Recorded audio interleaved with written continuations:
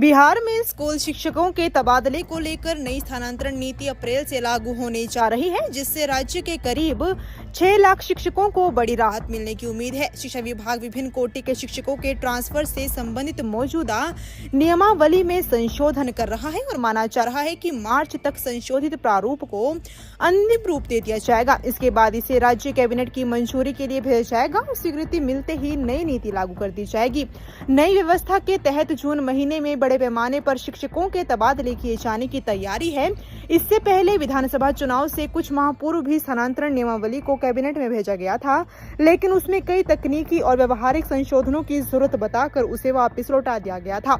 अगस्त सितंबर में तैयार किए गए प्रारूप में ये प्रावधान रखा गया था कि नियुक्ति की तिथि से 5 वर्ष तक किसी शिक्षक का तबादला नहीं किया जाएगा, जिसका शिक्षक संगठनों ने जोरदार विरोध किया था।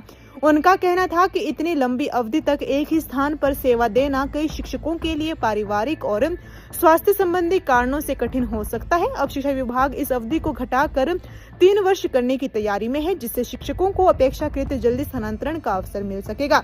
नई नीति में यह भी प्रस्तावित है कि असाध्य और गंभीर बीमारी, पारिवारिक संकट या अन्य विशेष परिस्थितियों में 3 वर्ष की अवधि पूरी होने से पहले भी तबादले की अनुमति दी जा सकेगी। इससे उन शिक्षकों को राहत मिलेगी जो विशेष परिस्थितियों में दूरस्थ क्षेत्रों में सेवा दे रहे हैं। शिक्षा विभाग का मानना है कि संशोधित नियमावली से तबादला प्रक्रिया अधिक पारदर्शी, संतुलित और व्यवहारिक बनेगी। साथ ही सुनिश्चित करने का प्रयास किया जा रहा है कि ग्रामीण और शहरी क्षेत्रों में शिक्षकों का संतुलित वितरण बना रहे, ताकि विद्यार्थियों की पढ़ाई प्रभावित न हो।